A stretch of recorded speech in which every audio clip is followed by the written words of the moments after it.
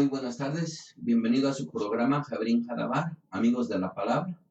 Le doy un cordial saludo a la distancia, usted que nos escucha. Usted está en Radio Vida en Movimiento, Vida Nueva P, desde Agua Prieta, Sonora, México. Y en esta tarde quiero compartirle un tema que le titulé Tiempos Proféticos. Y ahorita en Israel se está viviendo un tiempo de elección. Y hay una situación de controversia ahí porque unos quieren hacer laico el Estado de Israel y otros lo quieren hacer religioso. Entonces, pues todo esto es algo que tiene que ver con el cumplimiento de lo que las escrituras dicen. Pues bien, cuando se habla de profecía bíblica, se tienen que cuidar varios aspectos. El de no caer en el sensacionalismo, porque de repente agarramos y agrandamos la profecía y hacemos una situación así. O a veces caemos en el amarillismo. De repente agarramos una parte profética y digamos como cuando las lunas de sangre, las tetradas, pues ya ven, mucha gente se espantó y todo eso. O bien igual, de igual manera podemos caer en la falsa profecía o en la especulación. Es muy difícil a veces interpretar algo que muchas veces está lleno de símbolos. Y ya la escritura desde el principio está llena de profecías y de profetas. Judas capítulo 1, verso 14 dice de la siguiente manera: de estos también profetizó Enoc séptimo desde Adán, diciendo, aquí vino el Señor con sus santas decenas de millares. Ya desde tiempos ya muy antiguos, ¿no? Ya Enoc ya había profetizado y hay quien de momento dice, no, pues es que para entender la profecía, pues nada más el Espíritu Santo. Y pues nosotros vemos desde Génesis que el Espíritu se movía sobre las aguas y no pasó nada hasta que el Señor dijo Vayomen, que significa habló o decretó la palabra, habló. Entonces sucedió algo. Entonces, eh, no podemos agarrar y decir que solamente a través del Espíritu podemos interpretar algo, si no vamos también a la palabra. O sea, porque hay personas que nos desligamos de la palabra, pero sí nos queremos muy espirituales y creyendo que todo el Espíritu lo revela. Y el Espíritu Santo no te va a revelar algo que tú no estés leyendo y que no te bases en las escrituras. Desde la perspectiva hebrea, el propósito de la profecía era corregir y dar dirección. Proverbios capítulo 19, verso 18, dice las escrituras, sin profecía el pueblo se desenfrena, mas el que guarda la Torá o la ley es bienaventurado. El propósito de los mensajes que se comunicaban a los profetas de manera individual no era el de revelar el propósito existencial o de legislar las leyes de la vida, ya que todo esto ya estaba escrito en la Torá y en sus 613 preceptos. Fue todo aquello que el Señor comunicó en el monte Sinaí y ahí les transmitió el mensaje y la revelación.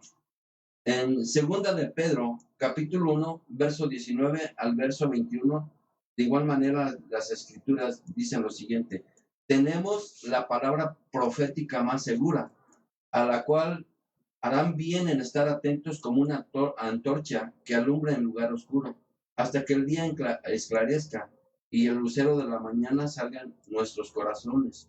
Entendiendo primero esto, que ninguna profecía es de interpretación privada. ¿Qué significa esto? Que no podemos agarrar un texto fuera de contexto o agarrar un texto y aislarlo.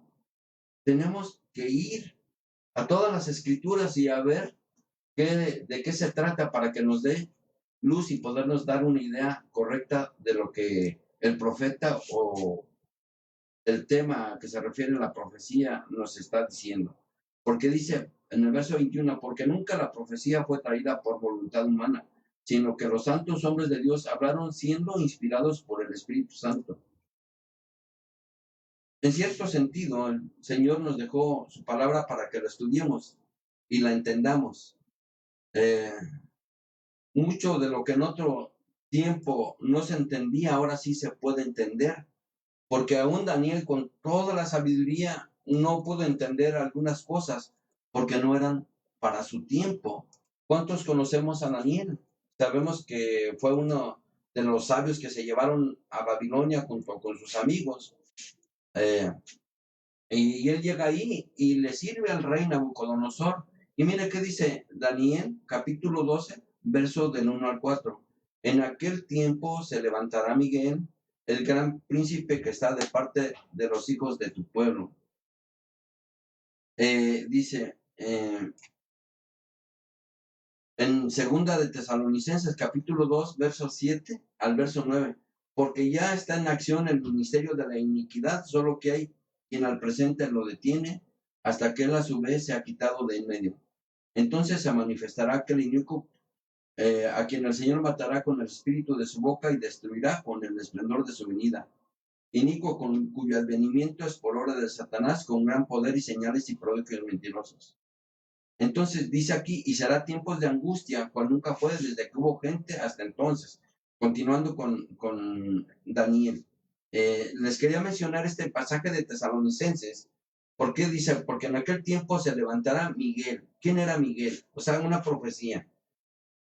Miguel era uno de los arcángeles que siempre contenían o siempre han contenido las fuerzas del mal. Muchos profetizan o dicen que el Espíritu Santo va a ser levantado cuando sea la gran tribulación y el rapto y etcétera, etcétera. Cosa que no es así. Discúlpeme, pero no es así. El Espíritu Santo siempre es el que redarguye de pecado. El que va a ser levantado va a ser Miguel, el arcángel Miguel. Entonces, continuamos, dice, y muchos de los que duermen, en el verso 2 de Daniel capítulo 12, en el polvo de la tierra serán despertados, uno para vida eterna y otros para vergüenza y confusión perpetua. Los entendidos resplandecerán como el resplandor del firmamento, y los que enseñan la justicia a la multitud como las estrellas a perpetua eternidad. Pero tú, Daniel, cierra las palabras y sella el libro hasta el tiempo del fin. Muchos correrán de aquí para allá y la ciencia se aumentará. Ahora bien, Daniel no podía entender muchas cosas, aunque él era entendido. Era una persona bien letrada, una persona espiritual metida con el Eterno. Pero ni aún Daniel, con toda la capacidad espiritual, con todos los recursos espirituales que tenía, podía entender cosas que en nuestros tiempos nosotros podemos entender. ¿Por qué? Porque no era para sus tiempos, porque era para tiempos del fin. Nosotros, al ver que la escritura dice aquí en mismo Daniel, en el verso 4 del capítulo 12, que sellara las palabras del libro hasta el tiempo del fin, y una de las características que habla este pasaje es que muchos correrían de aquí para allá y la ciencia se aumentaría. Nosotros estamos en tiempos proféticos porque podemos ver el cumplimiento de esto. ¿Cómo se ha multiplicado la ciencia? En tiempos pasados siempre ha habido o ha existido la ciencia, pero nunca se ha incrementado de tal manera. Yo me acuerdo que cuando estaba chico veíamos esas películas del santo y cuando se comunicaba a través de un reloj y así, se nos hacía pues una fantasía, era algo así. Pero ahora, ¿qué tal? Podemos hacerlo en la vida real. Todo aquello que era una fantasía, ahora es un hecho. ¿Por qué? Porque la ciencia se ha aumentado. Día con día los adelantos tecnológicos se incrementan. Muchas veces sacan al mercado una computadora con ciertas características y vemos que a los meses ya están innovando y sacan otra computadora que esa ya nos parece obsoleta. Ahorita con la nanotecnología, cuántas cosas hay que nosotros incluso desconocemos. Y más allá de la nanotecnología, cuánta ciencia está ocultado por los gobiernos. Solamente cuando hay guerras se sacan estos adelantos tecnológicos, como por decirlo el Internet, a través de la Segunda Guerra Mundial. Ahora bien, vamos a ver algo de simbología bíblica que tiene que ver con lo profético. Y quiero citar Apocalipsis capítulo 17, verso del 1 al verso 18. Dice la escritura: vino entonces uno de los 7 ángeles que tenía las 7 copas y habló conmigo diciéndome: ven acá y te mostraré la sentencia contra la gran ramera, la que está sentada sobre muchas aguas, con lo cual han fornicado los reyes de la tierra, y los moradores de la tierra se han embriagado con el vino de su fornicación. O sea, aquí empieza la escritura hablando de un ángel que tiene las 7 copas. ¿Las 7 copas de qué? De la ira. Y habla con Juan y le dice: ven y te voy a mostrar algo. Te voy a mostrar la sentencia contra la gran ramera. ¿Qué era una ramera? Una ramera era una persona que se dedicaba en aquel tiempo a la prostitución.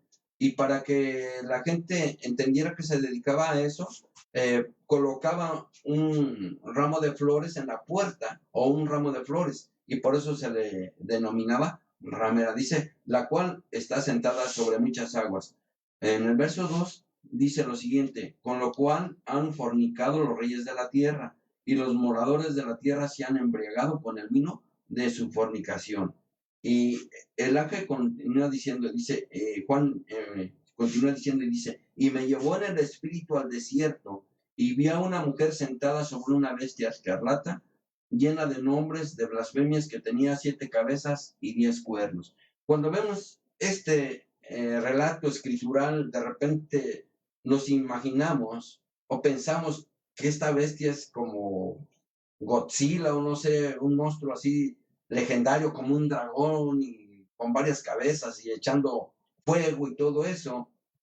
Y la escritura dice aquí que la mujer estaba sentada sobre esa bestia escarlata, llena de nombres, de blasfemia, y tenía 7 cabezas y 10 cuernos. Y ahorita vamos a ver qué significa esto. Dice: y la mujer estaba vestida de púrpura y escarlata y adornada de oro, de piedras preciosas y de perlas, y tenía en la mano un cáliz de oro lleno de abominaciones y de la inmundicia de su fornicación. Se mencionan en este pasaje, en el verso 4, 2 colores,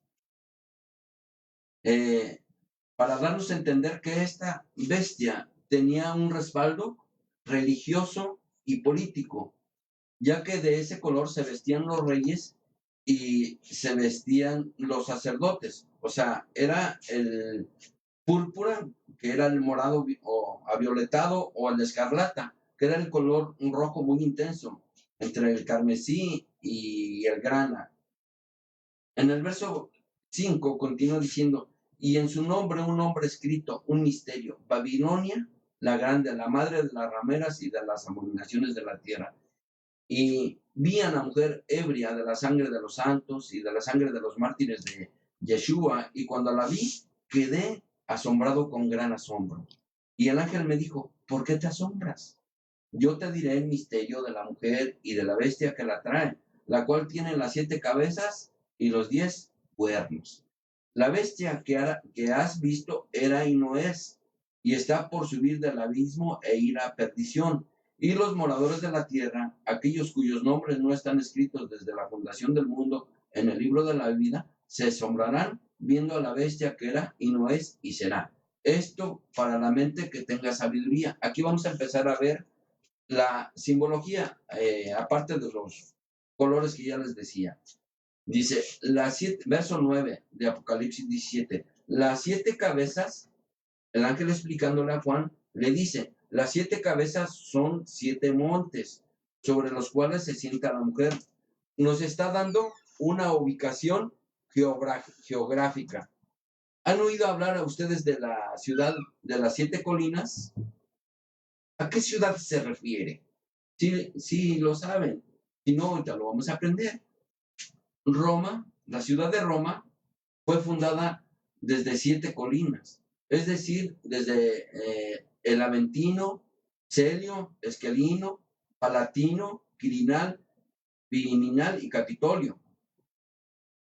Entonces, dice aquí, esto para la mente que tenga sabiduría. Las 7 cabezas son, ¿qué? Son 7 montes. Vuelvo a repetir, nos está dando una ubicación geográfica. No, las cabezas representan 7 montes, según la visión que Juan estaba viendo de la bestia. Pero también en el verso 10 dice, y son 7 reyes. 5 de ellos han caído, uno es y el otro aún no ha venido. Y cuando venga es necesario que dure breve tiempo. Entonces, ¿a qué se refería? Dice, y son 7 reyes. Entonces quiere decir que también estas cabezas también simbolizan a los reyes. Dice, 5 de ellos han caído. Entonces simbolizan reyes y simbolizan montes. Dice, 5 de ellos han caído. Uno es y el otro aún no ha venido. Y cuando venga es necesario que dure breve tiempo. ¿Cuáles fueron esos reyes? 5 de ellos ya habían caído. Es decir, estaba hablando del imperio asirio, del egipcio, del babilonio, del medo persa y del griego. Dice, pero uno es. ¿Cuál era el que era en el tiempo de Juan? Era el imperio romano. Ellos estaban subyugados por el imperio romano. De hecho, Juan estaba en la isla de Patmos. Ahí lo tenían prisionero. Dice, y en el verso 11, dice, y la bestia que era y no es, también el octavo y es entre los 7 y va a la perdición.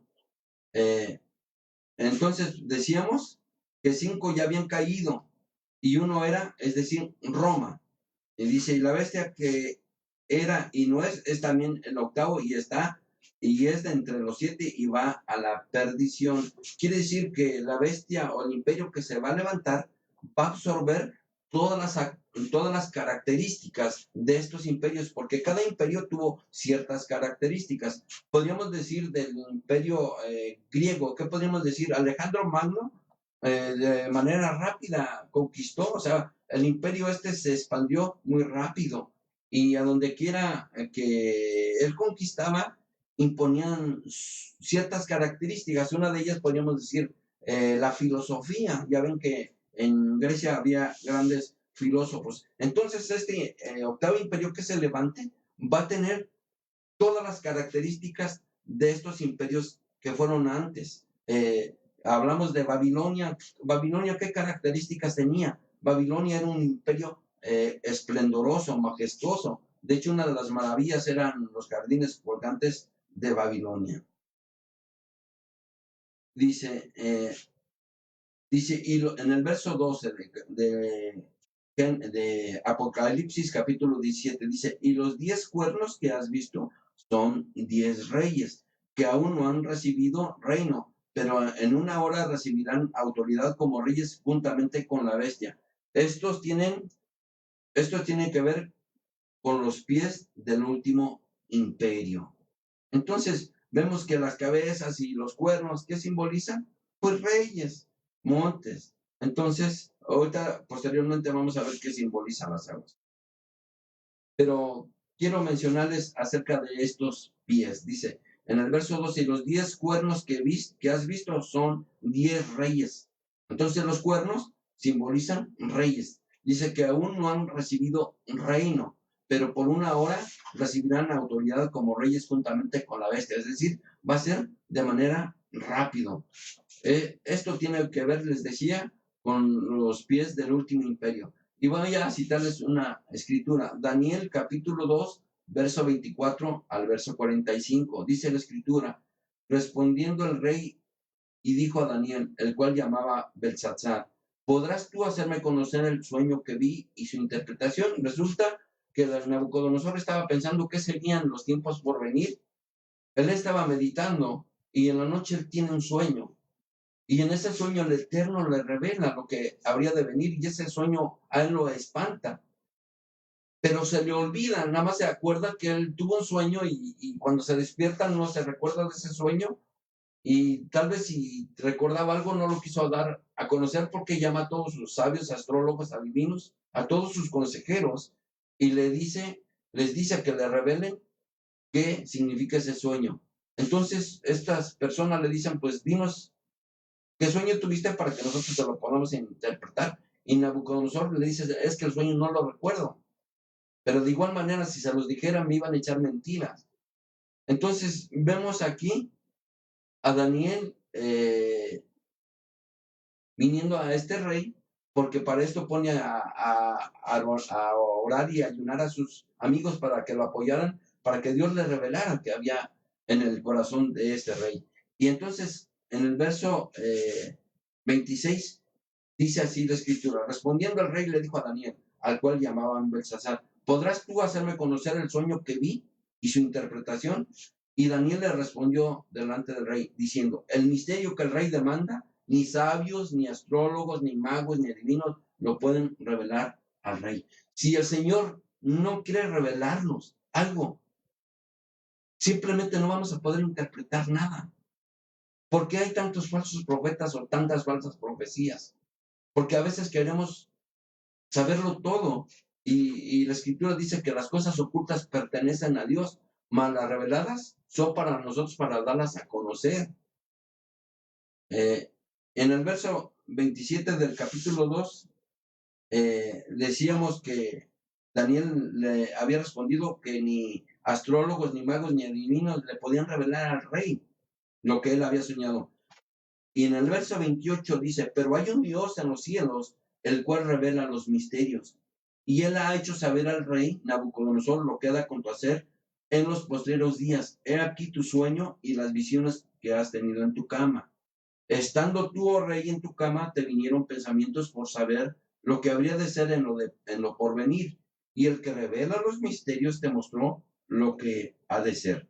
Y a mí me ha sido revelado este misterio, no porque en mí haya más sabiduría, o sea, la humildad de Daniel, o sea, no queriendo, o sea, aunque eran profetas falsos, él no quiso ser más que ellos, o sea, era un hombre tremendamente espiritual. Eh, dice, dice, y ya le ha hecho saber al rey Nabucodonosor lo que ha de acontecer en los posteriores días. He aquí tu sueño y las visiones que has tenido en tu cama.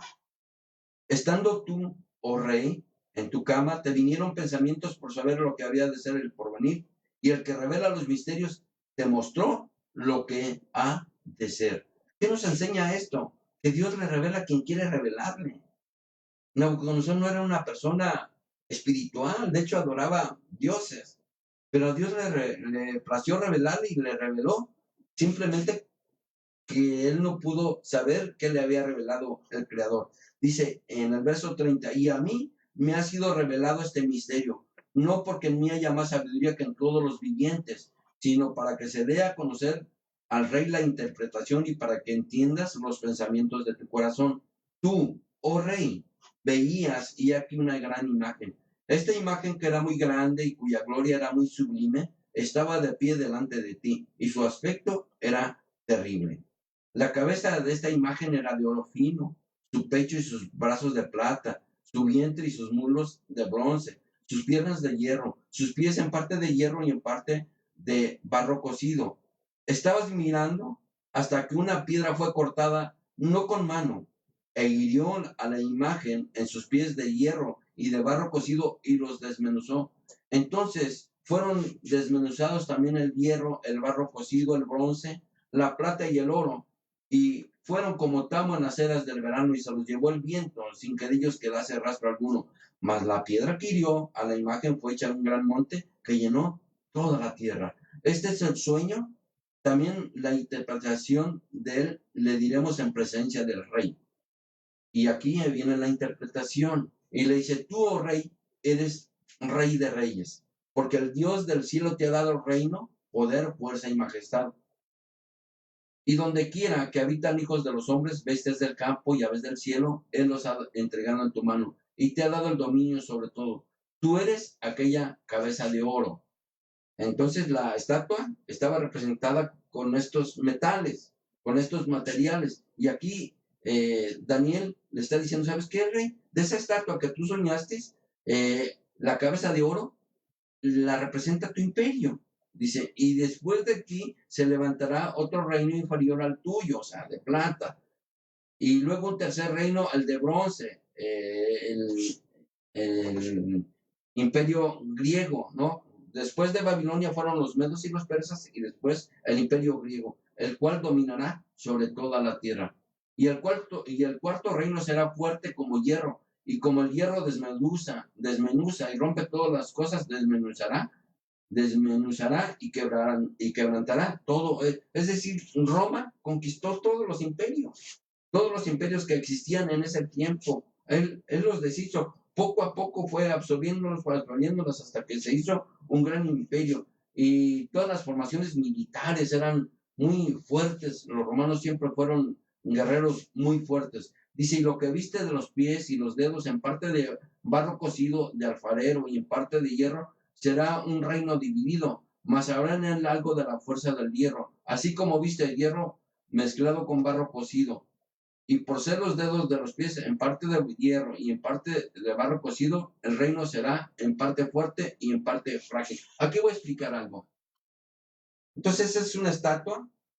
Sabemos que la cabeza era de oro, representa al imperio babilonio, la plata, o sea, las partes del pectoral, representa al imperio medo-persa, la otra parte, más baja, representa a los griegos, pero la otra parte de los pies representan al imperio romano. Entonces son dos pies. ¿Por qué dos pies?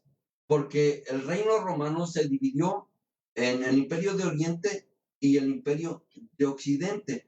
Pero a donde quiero centrarme es aquí, en los dedos. ¿Cuántos dedos tiene un pie? 5 dedos. Entonces estábamos hablando que se levantarían 10 reyes. Cuando estábamos hablando de los cuernos de Apocalipsis capítulo 17, que era lo que les quiero explicar.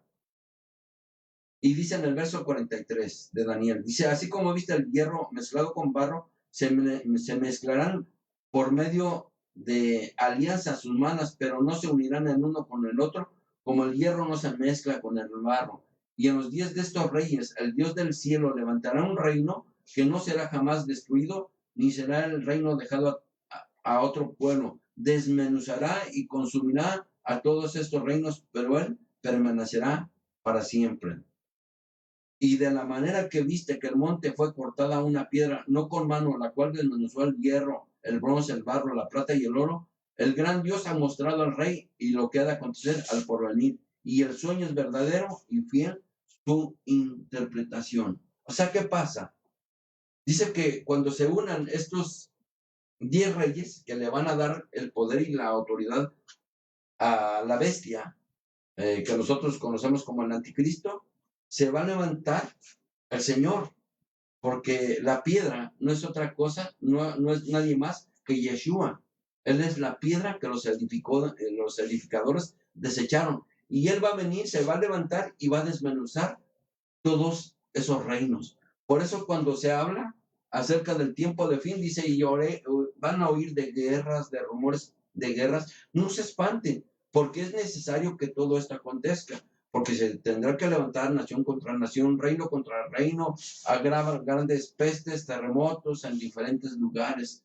Dice, pero aún es el fin, porque es necesario que este evangelio sea predicado para testimonio a todas las personas y entonces sobrevendrá el fin. Y la palabra aquí fin no significa fin de el planeta Tierra, significa el fin de un gobierno humano. De hecho, en griego la palabra que se emplea es herón, o sea, el fin de una era de gobierno humano. O sea, el Señor va a venir y va a posar sus pies en el monte de los olivos y va a destruir a todas esas potestades que van a estar vigentes en los tiempos que Él venga y va a establecer un reino milenial.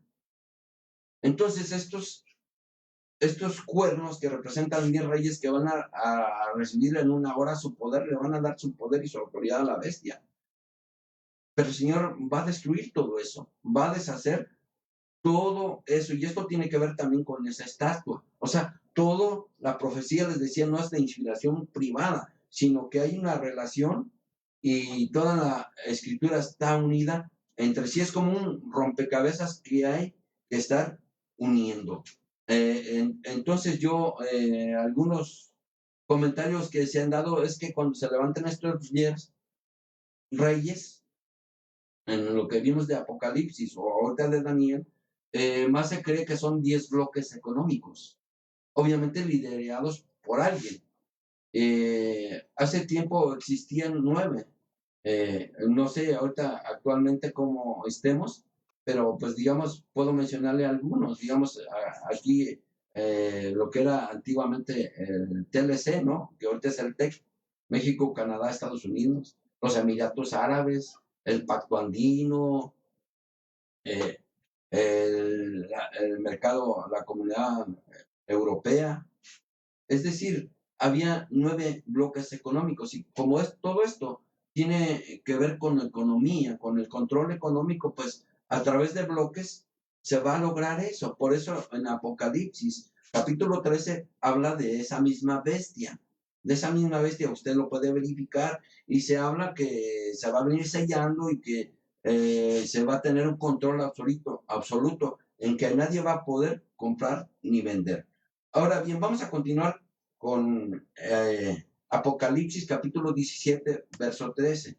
Dice, estos tienen un mismo propósito y entregarán su poder y su autoridad a la bestia. Pelearán contra el Cordero y el Cordero los vencerá, porque Él es Señor de señores y Rey de reyes. Y los que están con Él son llamados y elegidos y fieles. Me dijo también, aquí está otra parte de la simbología bíblica, las aguas que has visto donde la ramera se sienta son pueblos, muchedumbres, naciones y lenguas. Es decir, las aguas que simbolizan a los pueblos, a las muchedumbres, a las naciones, a las lenguas. O sea, la bestia sale de las aguas, de las muchas aguas. Está posada o asentada sobre muchas aguas. Es decir, tiene gobierno sobre mucha gente.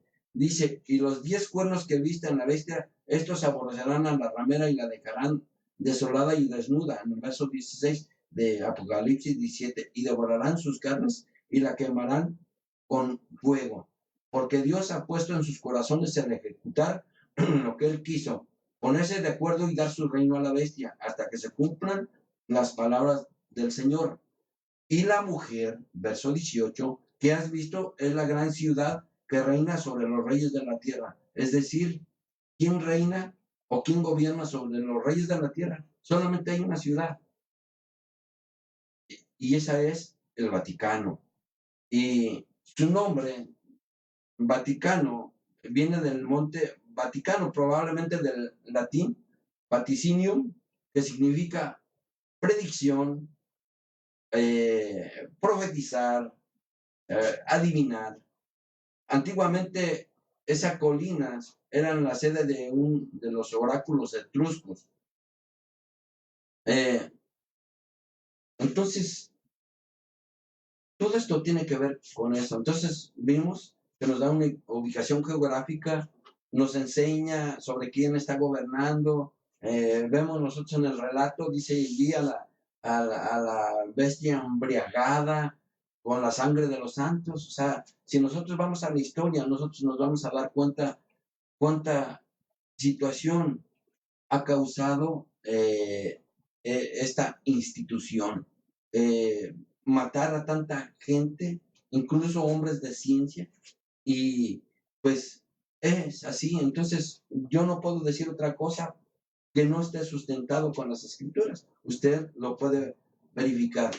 Bueno, por último, miren, la langosta es un animal suave y pulposo que vive dentro de un caparazón rígido. Ese caparazón no se expande. Entonces, ¿cómo crece la langosta? Bueno, mientras la langosta crece, la caparazón se vuelve un gran limitante. Y la langosta se siente bajo mucha presión y se incomoda. Y para esto se va debajo de una formación de piedras para protegerse a sí misma de los predadores, y deja su caparazón y produce uno nuevo. Eventualmente ese caparazón también se vuelve muy incómodo, y cuando crece, regresa debajo de las piedras y la langosta repite esto sucesivamente. El estímulo que a la langosta le permite crecer es sentirse incómoda. Ahora, si las langostas tuvieran doctor, nunca crecerían, porque en el momento que la langosta se sintiera incómoda, ¿qué iba a pasar? Iba a ir al doctor y tal vez conseguiría que le dieran un Valium o un Percocet y se sentiría bien porque se le quitaría el dolor, y nunca se quitaría la caparazón. Así que creo que debemos darnos cuenta que también en estos tiempos de estrés, en estos tiempos proféticos que vivimos, son tiempos para traer a nuestra vida crecimiento. Y si utilizamos estos tiempos de adversidad de manera correcta, podemos crecer aún en medio de las adversidades. Entonces, el propósito de compartirles es eso, tratar de aprender de que la escritura nos traiga luz, que podamos entender las escrituras, porque hay gente que le da mucho miedo leer el Apocalipsis y se llenan de miedo, pero aún el mismo Apocalipsis dice, bienaventurado aquel que lee y entiende las profecías de este libro. El mismo Apocalipsis está diciendo que hay una bienaventuranza al tratar de leerlo y de entenderlo. Entonces espero en Hashem, en Dios, que esto le haya servido y que usted pueda entender un poquito más. No tratamos de ser lo que no somos, simplemente que nos esforzamos un poquito en tratar de entender lo que el Señor ha dejado escrito a través de su palabra. Así que yo le invito a que siga usted sintonizándonos, y aquí estaremos compartiéndole poco a poco y tratar de traer luz a aquel que la necesita. Que Dios lo bendiga. Los martes aquí estamos transmitiendo a las 7 de la noche. Pues nosotros tenemos el horario de Tucson, Arizona, porque aquí no cambian, aquí en el estado de Sonora nuestro horario no cambia. O sea, le pudiera decir del centro, pues ahí tenemos 2 horas de diferencia, pero a esta misma hora nosotros estamos transmitiendo. Que Dios lo bendiga, que Dios lo guarde, que Dios le dé entendimiento y sobre todo que le ayude a entender que su venida ya está cerca. Que Dios le bendiga. Muchas gracias por su atención. Amén.